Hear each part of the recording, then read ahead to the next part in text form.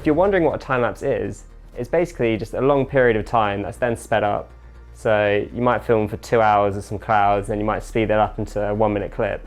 So yeah, that's what time-lapse is, it's just a lapse of time. So there's a few different ways that you can do time-lapse photography, and the first is just with an iPhone. Super simple. If you kind of swipe right on the app, it comes up with a little time-lapse function. And if you keep it still for enough time, then you'll get a time-lapse. And this is really great because maybe you haven't got your camera with you and there's something cool you want to time-lapse. And it's also just very quick and easy to do. So that's one of the big pros of just shooting on your phone. It's just super simple. But one of the big cons is the quality isn't that great and you can't really do that much to it in post-production. So sort of like what you see is what you get, really. The second option is to use a video camera and film for an extended period of time. And this is really good because you can sort of just press start. It's easy to set up like an iPhone. The quality is a lot better than your phone.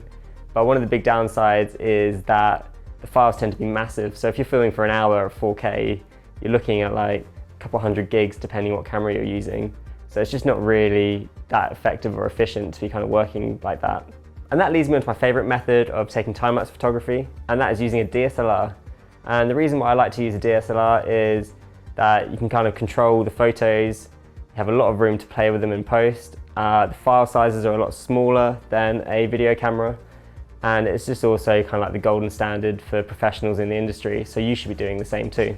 And another reason to use a DSLR is that you get to do long exposures. So this is something you can't really do on a video camera. And if you're doing things like nighttime photography of the stars, or you want like moving traffic and stuff like that, then you want to do long exposure on a DSLR. And that just gives you loads of room to experiment as well.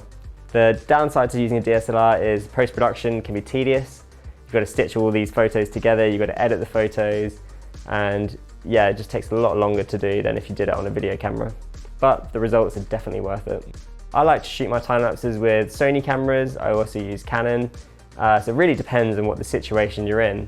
I also do a lot of motion control time lapses as well, and for that you need specialist equipment. And I like the stuff from Dynamic Perception as well as Motimo. They make really great stuff. And Kessler also do some good little motion rigs.